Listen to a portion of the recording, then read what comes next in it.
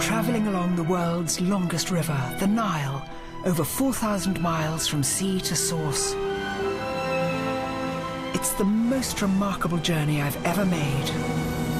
Wow, it's so busy. It started over a month ago in Egypt. Look how wide it is. It's a huge river. Since then, I've crossed the world's largest man-made lake. I've seen Abu Simbel before. Phenomenal. Come face to face with the Nile's most dangerous predator. I'll leave my sandals on so the crocodile's got something to eat. Thank you. Climbed the mountain of the gods in Sudan. Yamal al-Barka, holy mountain. And contemplated a simpler way of life. Twig house. Let's try that in London. But I still have 3 more countries to go. They're coming closer. Augusto, go back. All in my journey to reach the source of the Nile. Here we are. Oh my gosh!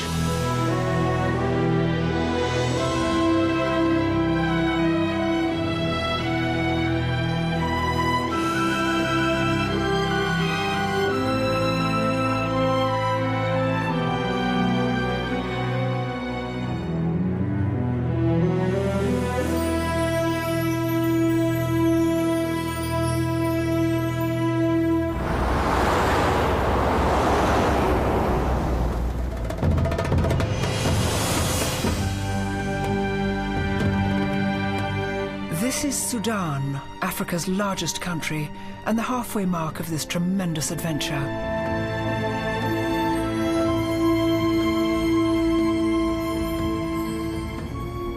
After a week in the desert, I'm looking forward to being back on the river.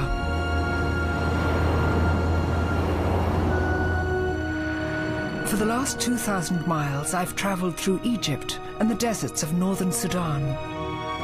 But there is still southern Sudan, Uganda, across Lake Victoria, and into Rwanda in order to reach my destination.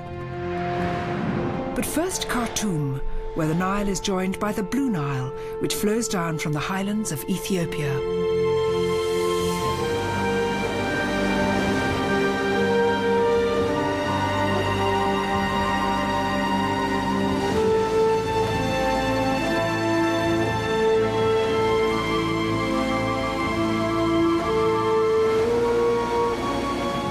Absolutely thrilling. This is where the 2 great rivers meet. The Blue Nile, the White Nile. And you can just see the difference here. Almost like a line dividing the 2 rivers. And I've heard this, it's extraordinary. We all think of water mingling together. But here, and all in other parts of the world too, when rivers meet, they sometimes flow for as long as 10 miles together without mixing. You can see patches of it over there, where this rather browner Blue Nile is nearly mixing with the White Nile, which is coming from under those bridges. This is exactly where they meet. Yalla, Walid, yalla.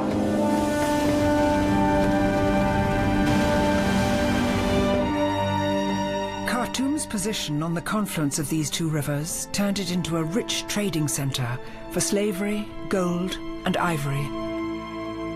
In the 1800s, the French and British laid claim to Africa, but opposition to the British presence in Sudan led to a bloody siege of Khartoum by the country's fiercest warriors,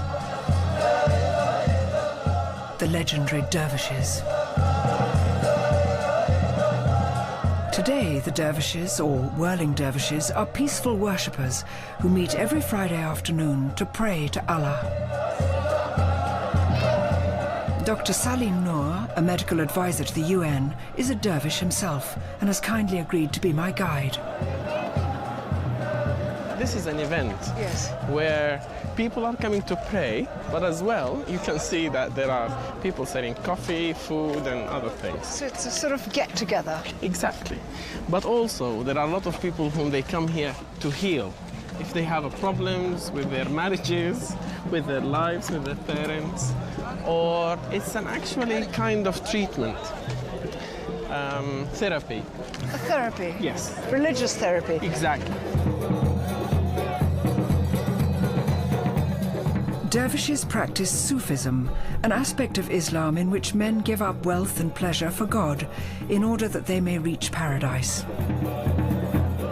The whole thing about Sufi, the whole philosophy is about giving. It's either you are giving to the poor, food, support, money, or whatever, or you are giving people a good spirit to start a new life.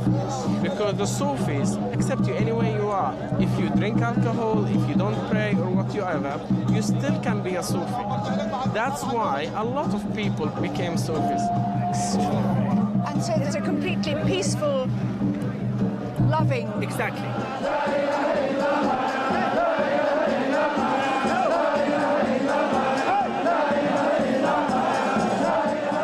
Thousands of dervishes took up arms in 1898 when Britain's General Kitchener sailed up the Nile to take the city for the British, resulting in a bloody battle that left 10,000 Sudanese dead.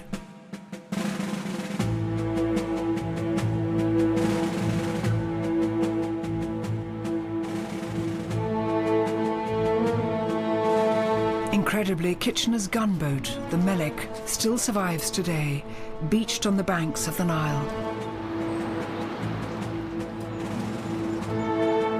I can't believe I'm standing on the very same deck where General Kitchener stood, giving orders to his men. One of them was a young cavalry officer, Winston Churchill, who was eventually to lead us to victory in the Second World War.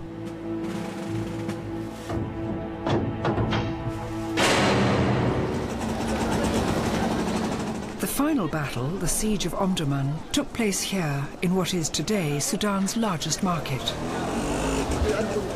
I've been tipped off that while in Khartoum, I should hunt out Sudan's hidden secret. Salam alaikum, ladies. It's lovely. This is chai stop. Rings, drums, shoes. Endless snake skins, poor old crocodile skin.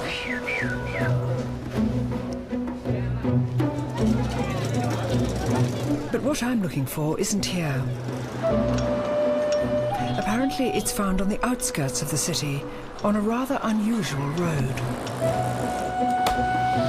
This may look like a timber yard, but all these products are sold to Sudanese women to make them look beautiful and smell good for their men. We're not talking pedicures, manicures or facials here. This treatment, called a dukan, requires women to sit over a small pile of burning wood. It's a ceremony where women preparing to be brides are smoked. Little bits of wood, you select your wood, and you have some sort of oils or perfumes or things like that, and you sit on this, stark naked, you're butt naked. It's like being Joan of Arc going out to choose which wood to be burnt on in a fire. It's going to be such fun. It's going to be lovely. It's like sort of a spa treatment. Hey, I'm so lucky.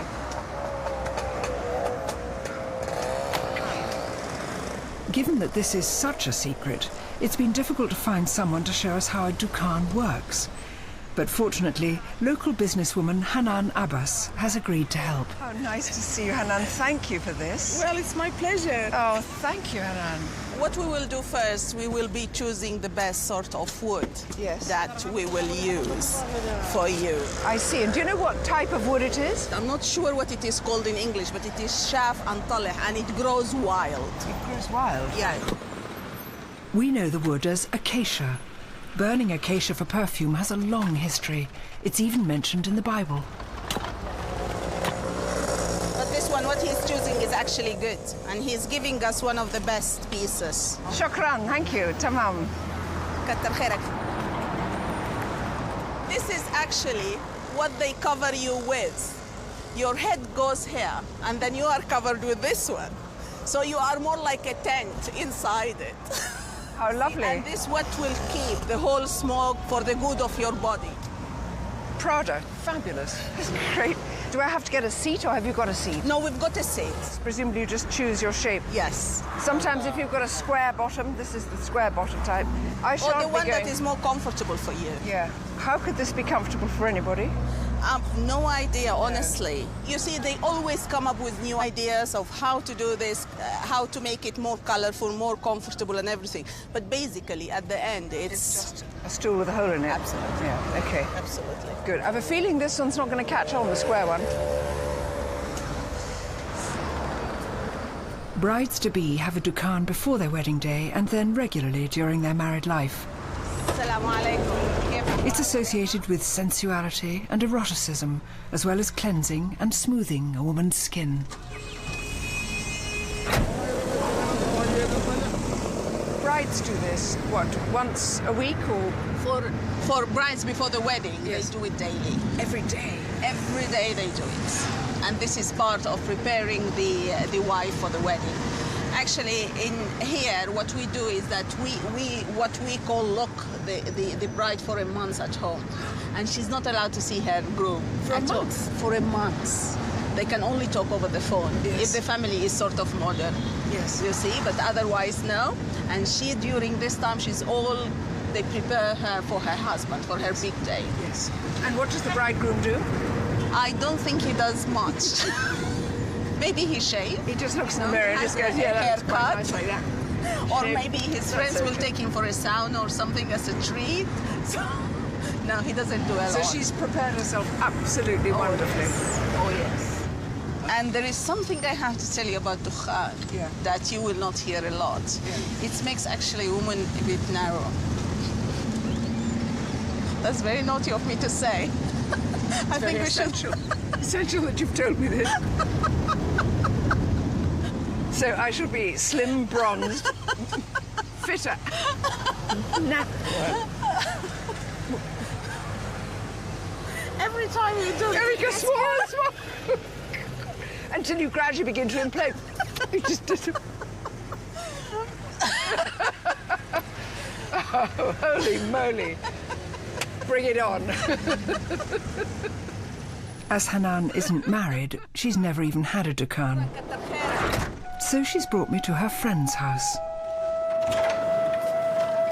Hello, Sarah. Joanna. Salam alaikum. Alaikum salam. Sarah Abbo is married and has a dukhan once a week.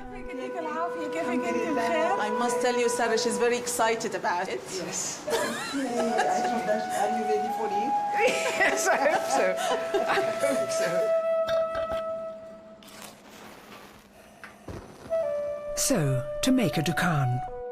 First, bury a pot in the backyard and surround with an attractive rush mat. Then place 2 pieces of acacia wood into the pot. And light with smouldering charcoal. Finally, place comfortable but slightly bristly seat over the smoking wood. Come on, Joanna. Are you ready? Oh, you look lovely. This is the award ceremony dress when you're not going to get a prize. You don't put out your hands. You just go along looking nice at the top. Shall I sit down now? Yes, you can sit. But you have to pull it up, yeah.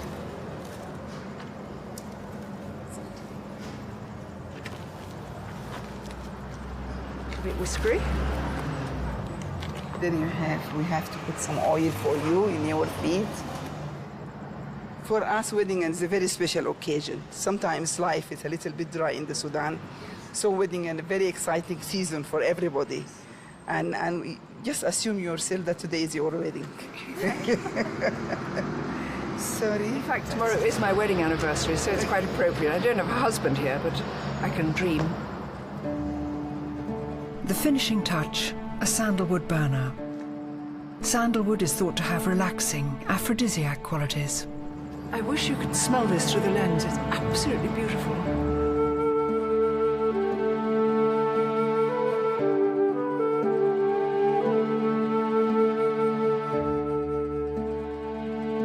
This isn't just a beauty treatment. Many women have a dukhan a month after childbirth to heal the skin and relax their bodies.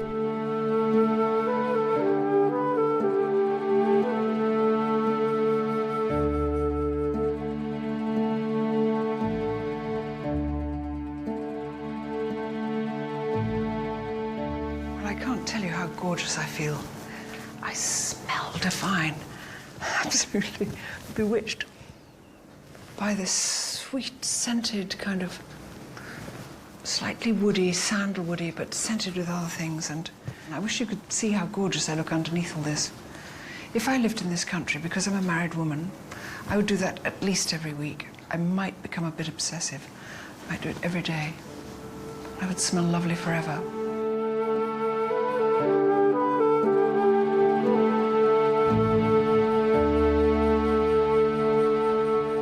Every year, Khartoum is witness to one of Africa's most extraordinary natural events. For 3 months, the Blue Nile floods, swamping Khartoum and a huge length of the Nile all the way to the Aswan Dam in Egypt. I know all this water comes from somewhere else, so we're leaving Sudan and chartering a plane to travel up the Blue Nile Gorge to Lake Tana, Ethiopia.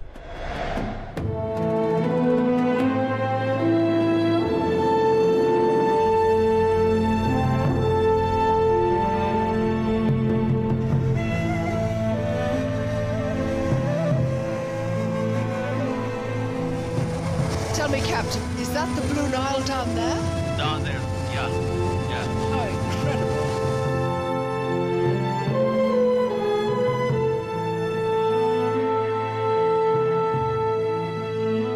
This is one of Africa's largest canyons, a 250-mile-long gorge.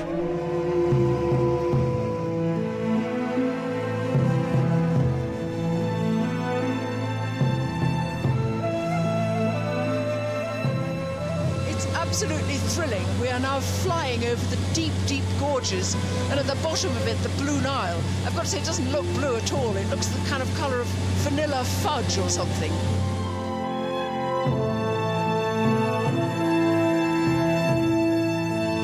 These hills are just, I can't explain it. It's like sort of twigs with some goat skin thrown over them.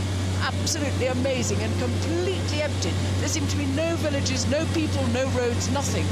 Just mile after mile of rocky, hilly landscape. The bottom of it, this amazing river. This gorge has been hewn by the colossal amount of water that thunders through here during the flood. Then the water turns a dark blue, giving the river its name, the Blue Nile. It really is a big river, and the river is fast in some areas and waterfalls. There's no way you can really plan to travel a long distance.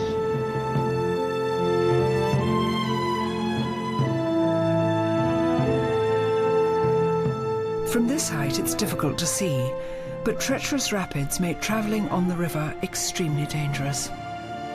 In fact, so wild is the water that the first descent of the Blue Nile was only accomplished as recently as 1968.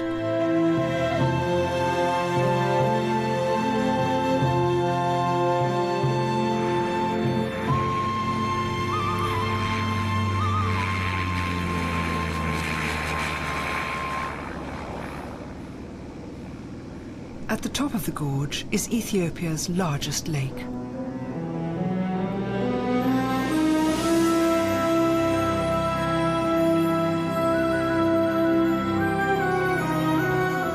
"60 rivers pour down the mountainsides into Lake Tana. The ancient Egyptians came here, intent on discovering the source of the flood which gave life every year to their barren deserts.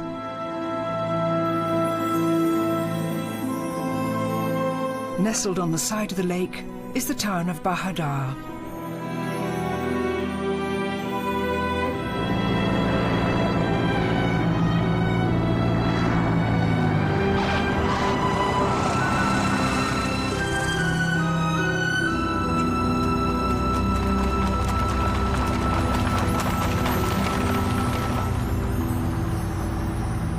The ancient Greeks claimed to have named Ethiopia, which in their language meant of burnt face.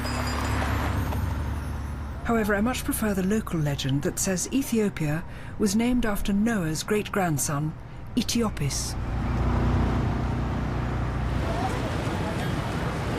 The country is full of surprises. Its culture is one of Africa's oldest and most diverse, with influences from the ancient Egyptians and Arabia. It has its own alphabet and language called Amharic, spoken nowhere else. And it even has its own calendar, putting it 7 years behind the rest of the Western world. Their culinary treat is a sort of pancake. Known as injera, this is Ethiopia's national dish. The only thing about these injera pancakes is that they have a sort of look of tripe about them, which can put you off, particularly when they come rolled up like wet flannels, like something you'd sort of cleaned the floor with and hadn't wrung out. You don't eat them hot like we eat pancakes hot. You let them cool down. Again, something which our palate might go, what a shame, I'd have loved it hot with maybe some thick cream and honey. But no. You can eat injera with pickles and spices, or in my case, I've gone for potato stew. Thank you. Amaseganalo. Thank you in Amharic is amaseganalo, and it's a really hard word to remember, and we keep forgetting it. And this is what you do. You tear off a little piece like this, like that. You can sort of almost see through it. Absolutely beautiful. And then you pick up a piece of this lovely potato, like that. Put it in your mouth, trying to look a bit nicer than that. Injera has a sour, nutty taste, but actually it melts in the mouth. It does look a bit like tripe, sort of smooth on one side, but that very sort of aerated holy bit on this side. It's actually delicious. Is it? Of course, you can't have injera without trying the local brew, tej. Unlike northern Sudan, alcohol isn't banned here. That said, there aren't pubs on every corner, but there are drinking dens called tej houses, hidden, out-of-the-way places known only to the locals. After 2 weeks of not drinking at all in Sudan, I thought it might be, just a night to sort of break the fast, and I was told to come here. I can hear chatting here, probably in the snug bar. Hello, salam. Salam. Salam, gentlemen. Salam. Salam. Well, this is absolutely lovely. And I understand that tej is made from honey and herbs and roots from a tree called the sado tree. But I don't want to read anything into that. It's going to be absolutely lovely. Thank you. I see I get my own little flagon of it, which looks lovely. Thank you. So, just a sip.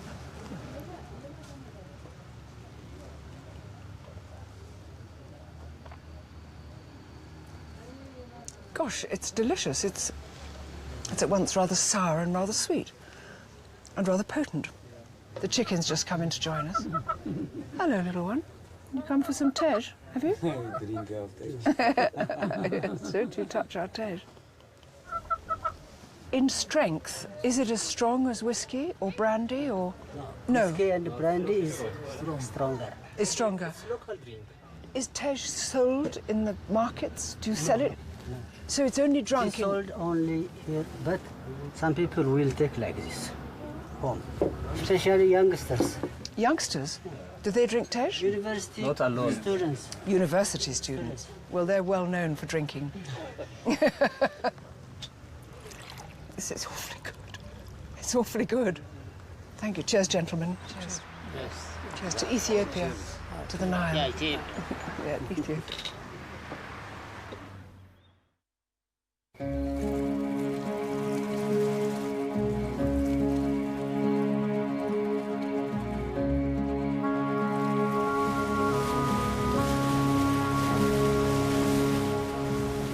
This is Lake Tana, Ethiopia, what the ancient Egyptians and Greeks believed to be the source of the Blue Nile. My boat is taking me to the Zege Peninsula, a large jut of land that shares a remarkable connection with England. They've been having a church service which has been going on all night long, celebrating St. George, because St. George is a patron saint over here, as well as being patron saint of England. I mean, they sometimes represent him doing sort of saintly things, but mostly they have him on his white horse, slaying a dragon.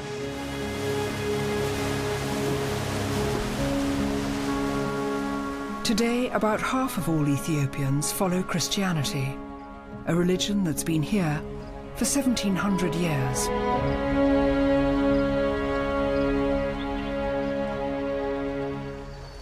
Okay, this is a bit of a jetty. We're going to complete this later, obviously, when I've just patched it out just to show you roughly how the drive's going to be. There are more than 20 monasteries on islands in Lake Tana. Most were built in the Middle Ages, but remained hidden from the outside world until the 1930s. Women are banned from many of them in case they prove a temptation to the celibate monks. Salam. Fortunately, here, at one of the most beautiful monasteries on the lake, we are allowed. Greeting me is the youngest deacon I've ever met. Deacon. Deacon Anakulu is just 20. Deacon Anakulu. Hello, Joanna. How nice to see you. Yes, thank you. Thank you very much for meeting Welcome me. to here. Thank you. This is Sergei called it's Peter Georgis. Yes. So it's a church and a monastery. Yeah. So this church is the 14th century 14th church. century. Yes, the first one Yes. in this peninsula, and the oldest one. He's the patron saint of Ethiopia. Ethiopia. And also me. And you. Yes. The biggest miracles are killing the dragons. Killing the dragon. Killing the dragons. Yes. St. George was a Roman priest beheaded for his Christian faith. His is just one of the many extraordinary murals in this church.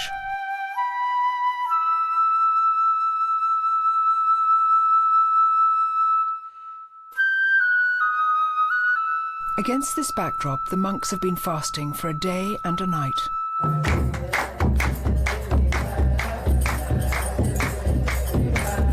It's a ceremony that takes place every month to honor their saint.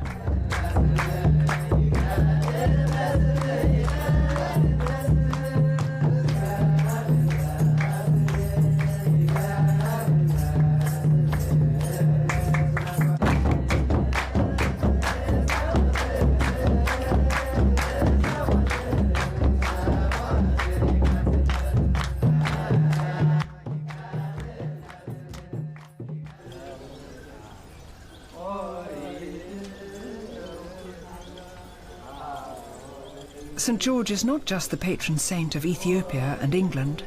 So admired is his martyrdom that countries as far away as Portugal and Russia also honour him.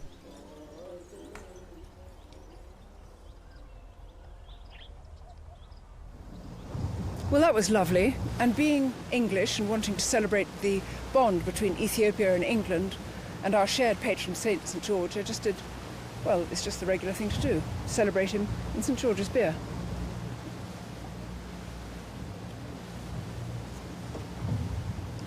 I'm quite good at drinking beer on boats. Go.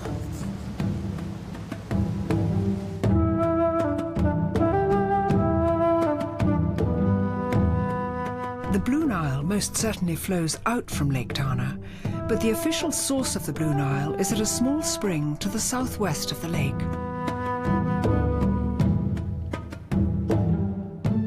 So sacred are the waters at the source that they're said to have healing properties. In the same way that pilgrims go to Lourdes, Ethiopians travel hundreds of miles to this spot.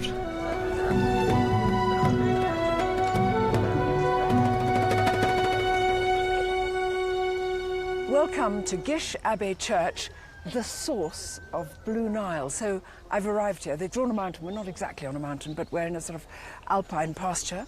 It says the treatment of the majority, which could be me, and I think they do exorcisms here too. Now, it's a tradition here to buy a water container and to go down and to get a little bit of Nile water and to be blessed. And so I'm going to buy one of these water containers. Hello? Hello? Can I have one of these? Yes, you can buy. I can buy. Yes. May I have a blue one? Yes. Yes? Is this the church down there? That's possible. Yeah. And when I go, I take my can? Yes. If you wanted to fetch a holy water from the church, Yeah. I can help you and bring it. If you want that. Well, I do want that. Will you come with me? Thank you. Do many people come here to be blessed? Yes, they believe this is the holy water. When so many Ethiopian people that come here, they become treatment for. Yes.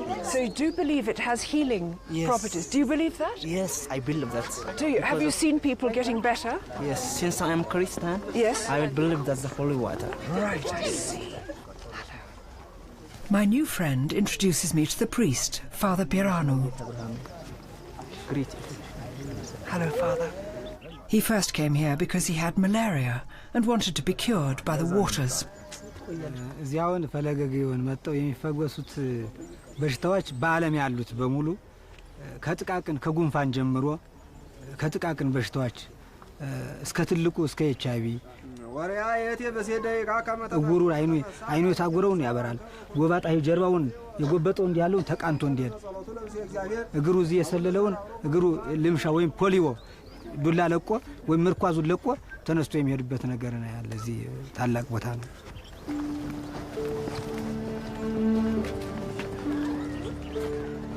Father Biranu takes me down to the source. Is this the holy water down here?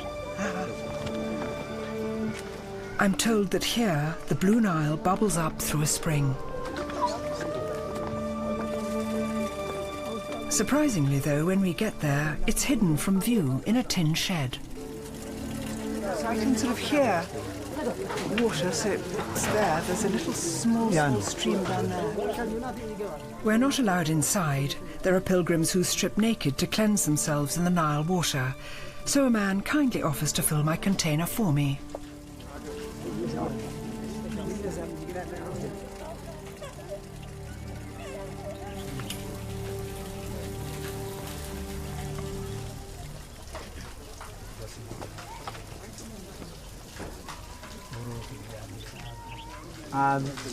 You say Ab. Ab.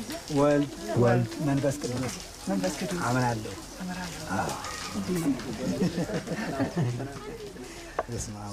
Then, as well as giving a blessing, Father Biranu unexpectedly decides to baptize me.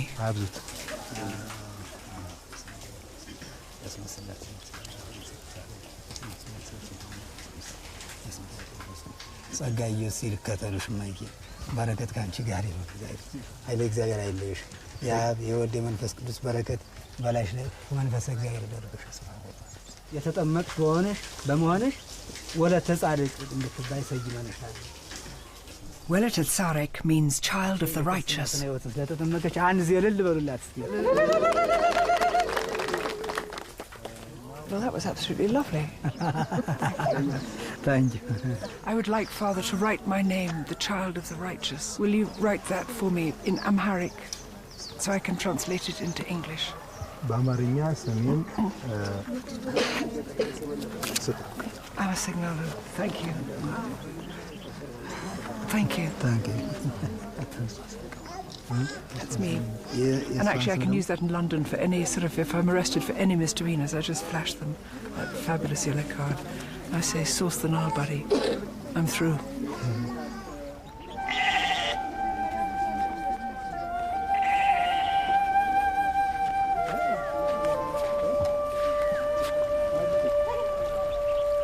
I wonder if... Oh no, they're standing in the Nile down there. I think I can stand in the Nile, I think, don't you?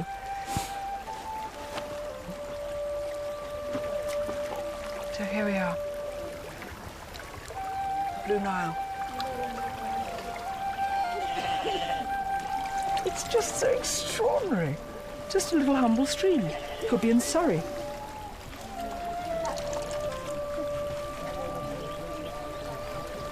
It starts off so tranquilly, doesn't it?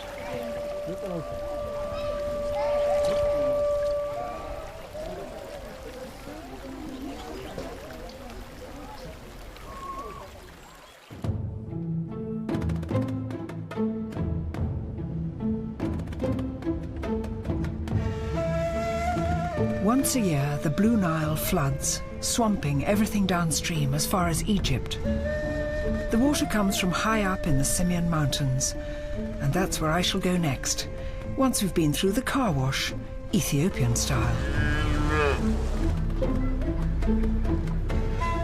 What if we've got the line on your doorstep, you might still use it, don't you think? Okay, do I shut my windows? Definitely.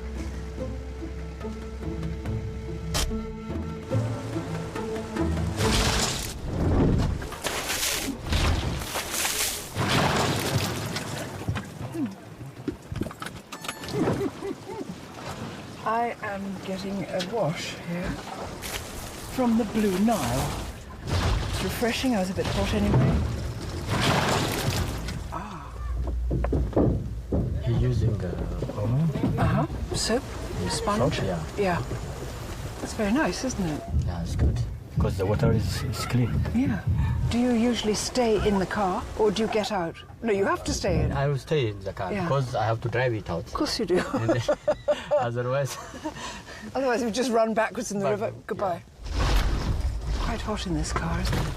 sorry. Hot. Yeah, it's hot, yeah. This is very good for us. Steam. Steam. Steam bath. Yeah, steam.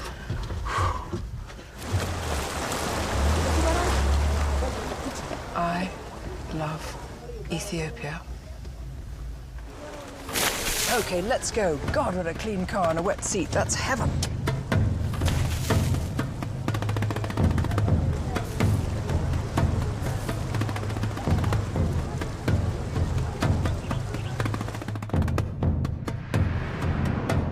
Leaving Bahadar, we've a day's drive ahead of us to get to the Semien Mountains.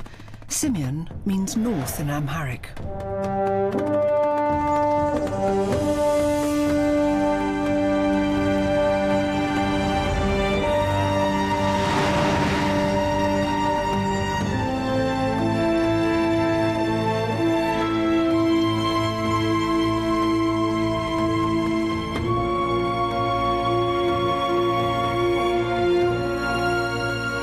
The Greek philosopher Homer believed these mountains to be the playground of the gods, who would come here and play chess on their days off.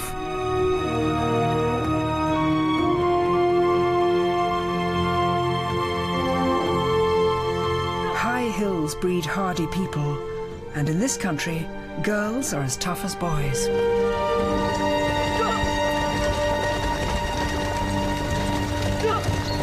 I've heard so much about them. These are the Semien girl runners. And they just train here on these mountain roads before school. All of them have to go to school still. Most of them are farmers' daughters, country girls. And they just spend all their time training. It's unbelievable. They haven't got brilliant footwear. They haven't got the correct garb. But they are just brilliant. I believe their team is called Girls Gotta Run.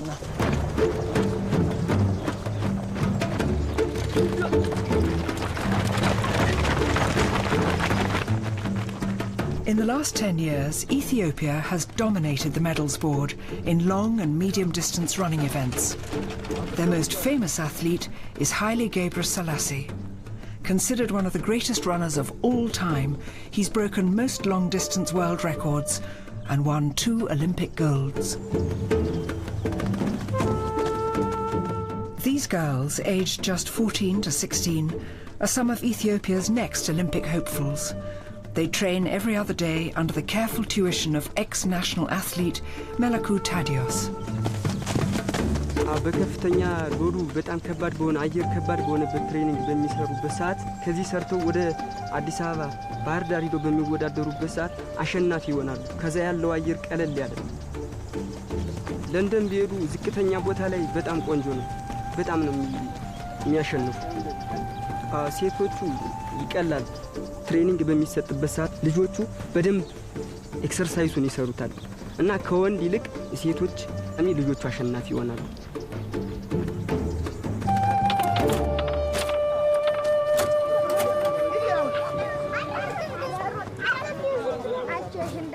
Most of the girls live in or near the mountain town of Debark, fitting school around their training. This is a poor market town where people struggle to make ends meet. Despite the lush landscape, fruit and vegetables here are in scarce supply. So the girls are fortunate that a local hotel provides them with 1 square meal a day, full of carbohydrates, to give them energy.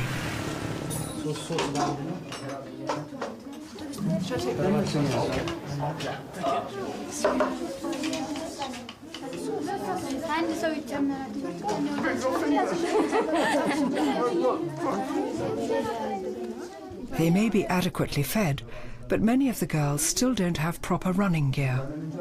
Can someone on the table show me a bad shoe?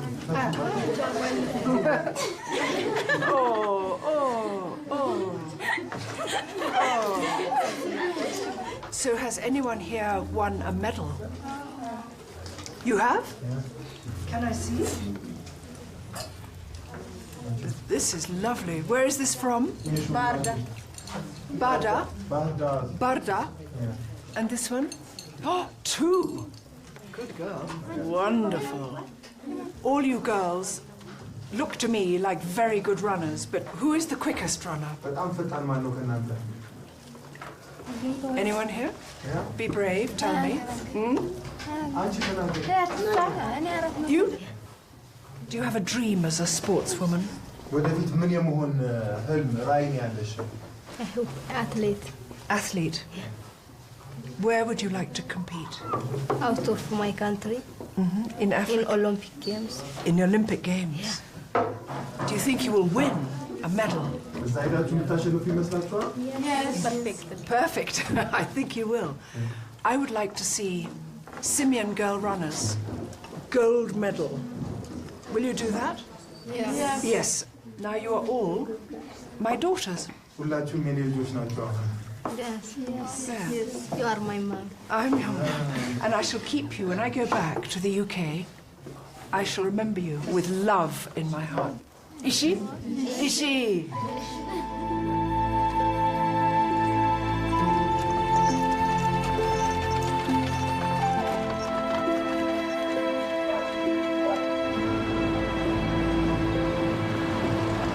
Before leaving Ethiopia, I travel higher up into the Semien Mountains.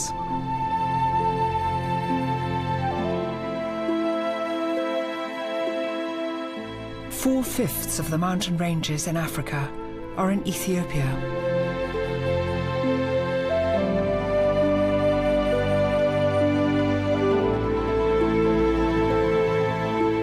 The Semien Mountains are home to these beautiful baboons.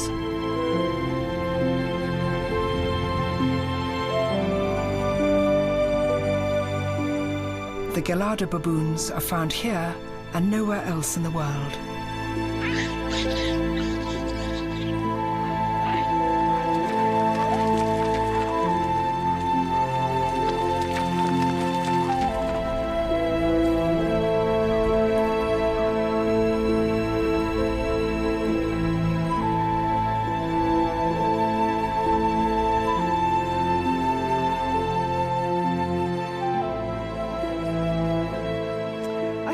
Most extraordinary country I've ever been to. Nowhere gives any clue of what it's like. I've been to Eritrea before in the north, I've been to Sudan in the west, I've been to Kenya in the south, and I've sailed up and down the Red Sea, and none of them gives the faintest inkling of what happens here in Ethiopia. It is absolutely staggering, filled with Alps and meadows and jagged mountains. It looks as though they've been made by children and just glued in.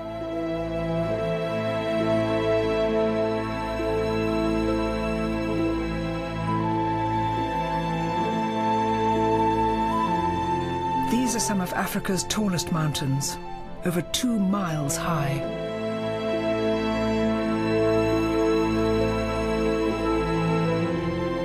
It might not look like it in this beautiful evening sunshine, but when it rains on these mountains, the water goes dashing down in streams and rivulets into much larger rivers, which feed into the Blue Nile. This is the engine room of the Nile. This is where the great flood is propelled from. It's staggering to stand here. It goes for miles and miles and miles. Astonishing place. And I've got to leave Ethiopia now. It pretty much breaks my heart.